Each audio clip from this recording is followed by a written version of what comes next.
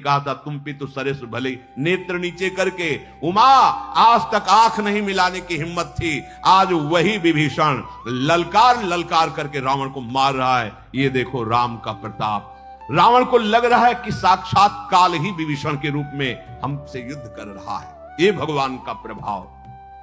विभीषण जी को युद्ध करते देखकर हनुमान जी ने विभीषण जी से कहा आप हटो, और विशाल पर्वत लेकर उस पर प्रहार किया।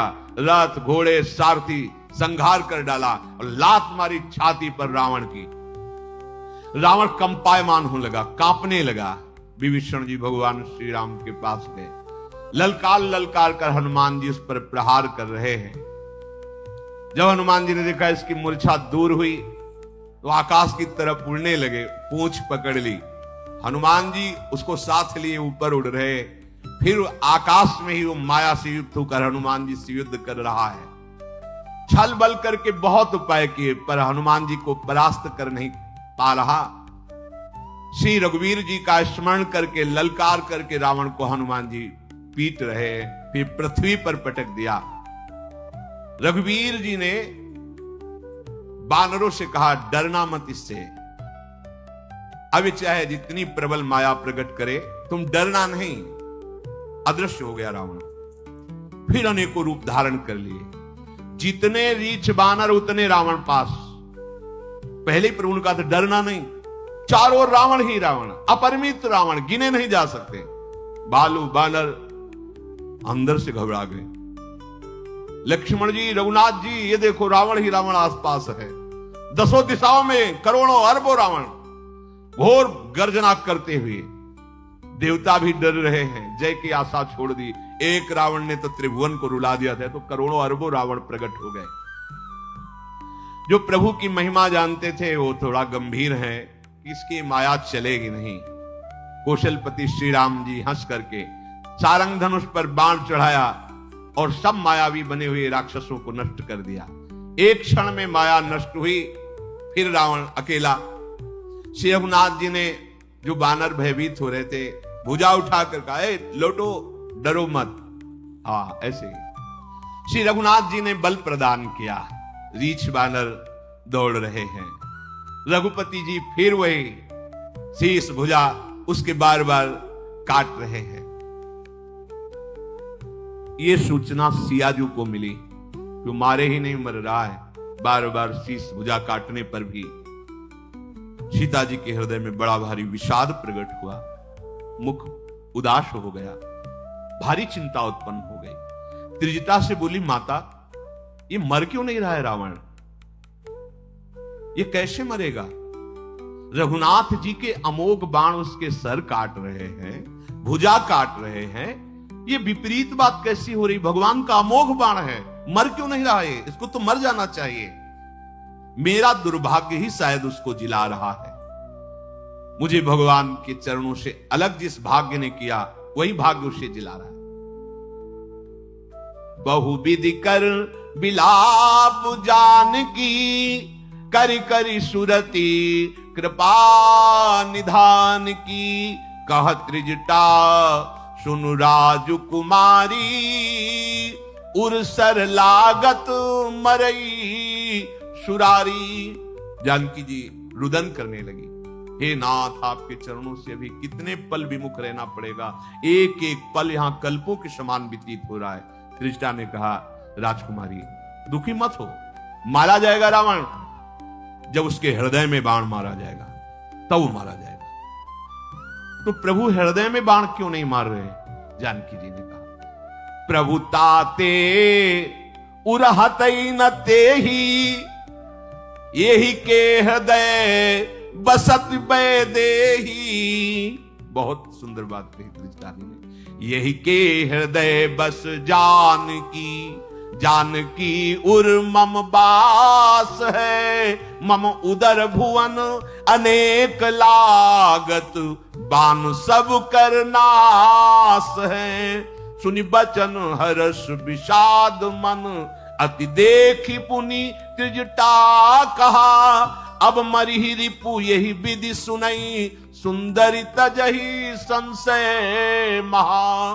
काटत सिर होई विकल, छूट जाय तब ध्यान, तब रावण ही हृदय महु, मरि हैं राम सुजान।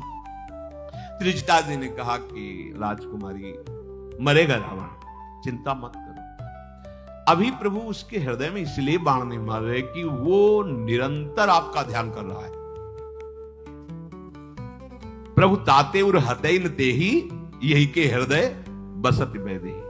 आपको स्मरण होगा जब सीता जी का अपहरण कर रहा है तो सबसे पहले चरण वंदना की थी।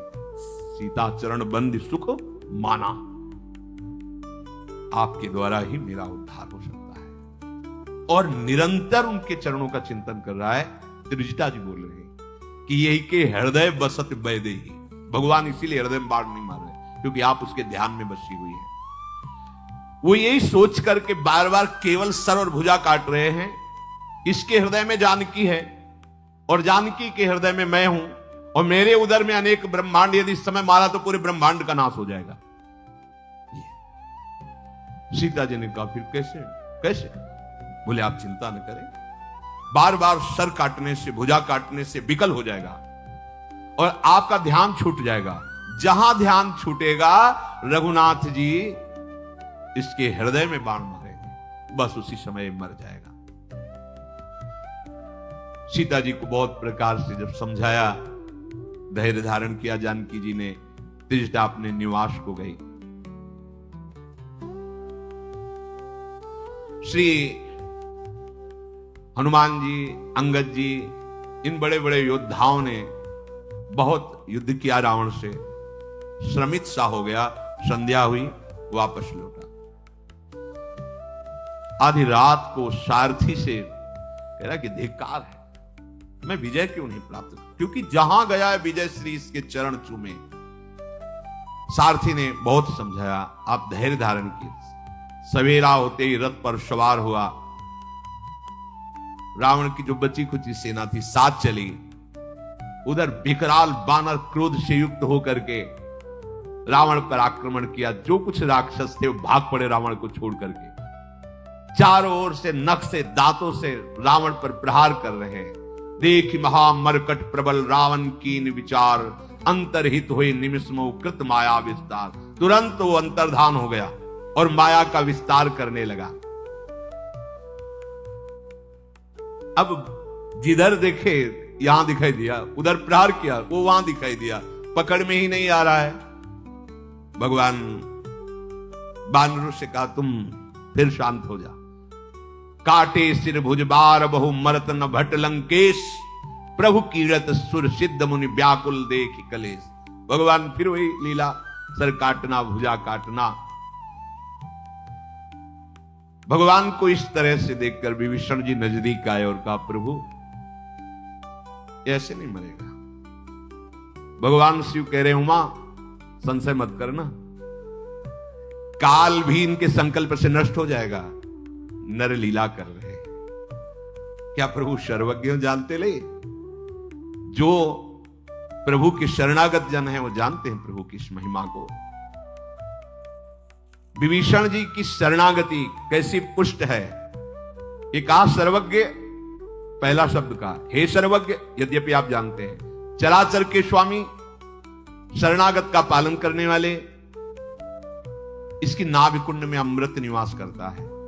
नाभि कुंड पीयूष बशया के, नाथ जियत रावण बल ताके।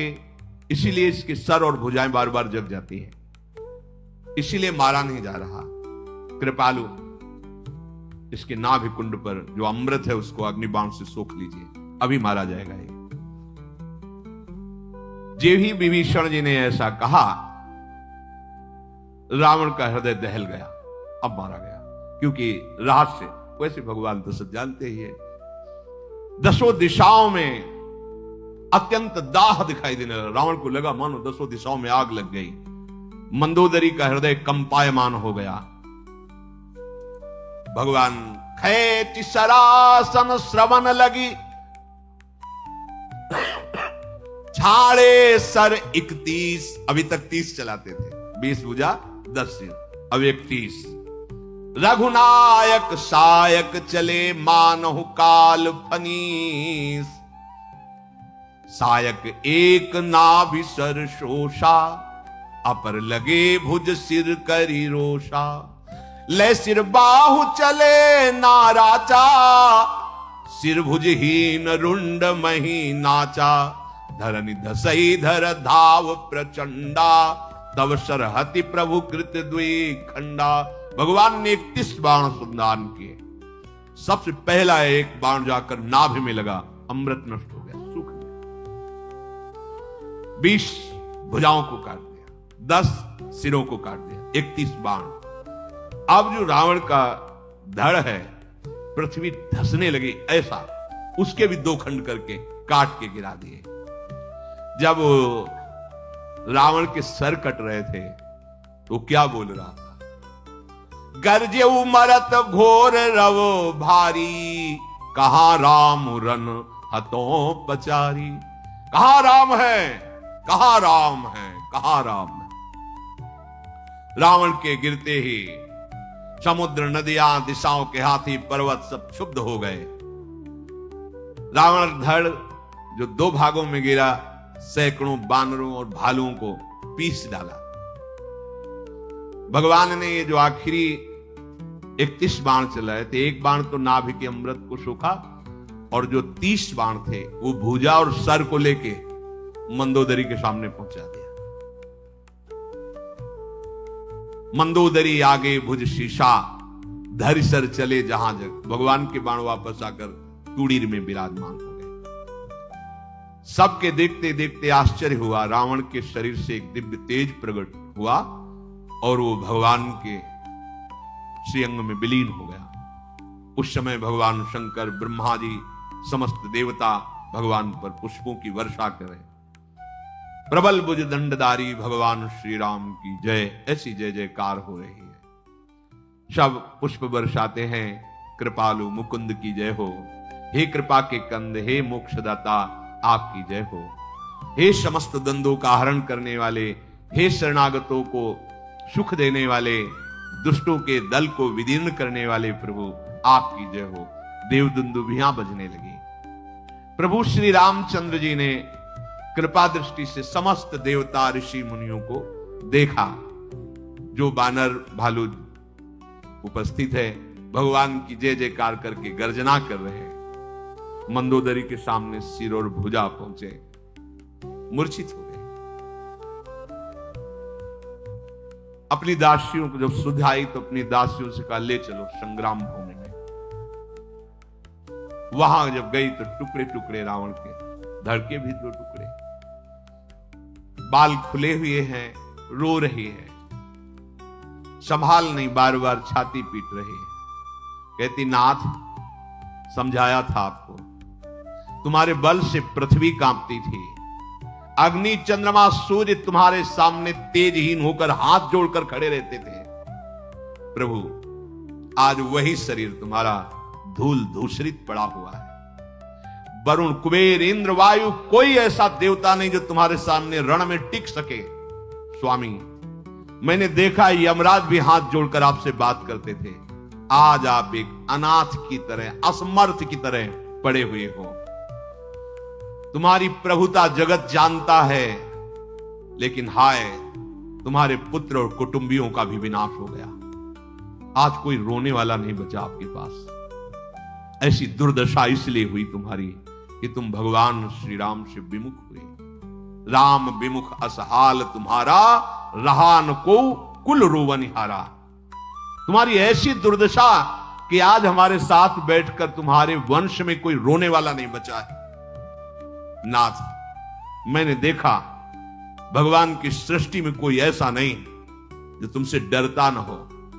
लोकपाल तुम्हारे आगे मस्तक झुकाते थे, आज वही तुम्हारा सर, ये बानर रीछ भालू जैसे फुटबॉल में पैर माना, ऐसे तुम्हारे सर में, तुम्हारी भुजाओं को गीदड़ नोच नोच के खा रहे हैं।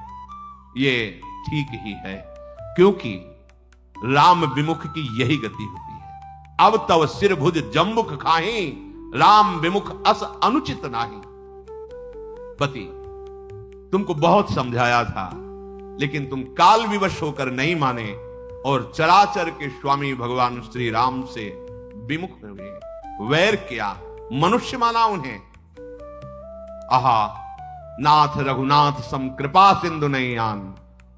मंदोदरी के पर हे नाथ, कृपा सिंधु रघुनाथ के समान कोई दयालु नहीं, तुझ जैसा विरोधी उस गति को प्राप्त हुआ जो मुनि जन चाहते रहते। आहा, नाथ रघुनाथ सम कृपा सिंधु नहीं आन, जोगी वृंद दुर्लभ गति तो ही दीन भगवान। देखो मैं कहती थी भगवान बड़े कृपालु, तूने नहीं माना, वैर किया। फिर भी देखो मेरे प्रभु इतने कृपालु कि तुम्हें योगी दुर्लभ गति प्रदान की। मंदोदरी के वचन सुन करके बड़े बड़े ऋषि मुनि आनंदित हो गए। बहुत सुंदर बुद्धि, तत्व के जानने वाले जो ऋषि मुनि थे वो बहुत आनंदित हुए मंदोदरी की बात सुन। रघुनाथ जी प्रेम मगन हो रहे मंदोदरी की बात सुनकर विभीषण जी को प्रेरित किया, जाओ। विभीषण जी नजदीक आए और समझा रहे हैं। प्रभु श्री राम जी ने लखन जी को आज्ञा की, जाओ, कहीं विभीषण भ्रातृ प्रेम में आकर के समझाने में असमर्थ हो तो उनको तुम समझाओ। लक्ष्मण जी ने आकर बहुत प्रकार से विभीषण जी को भी समझाया और समझाया। प्रभु ने कृपा दृष्टि से सब की तरफ देखा, गंभीरता आई सबके हृदय में, विरह जो मंदोदरी आदि के हृदय में था। प्रभु ने कहा, जाओ अंत्येष्टि संस्कार करो जैसे एक सम्राट का होता है, ऐसे रावण का। प्रभु की आज्ञा मानकर विभीषण जी ने विधि पूर्वक वैसे ही सब अंत्येष्टि क्रिया की। सबने, मंदोदरी आदि ने रावण को जलांजलि तिलांजलि जो अर्पित की। फिर सब महल वापस गए। विभीषण जी ने सब क्रिया करके भगवान को पुनः नमस्कार किया।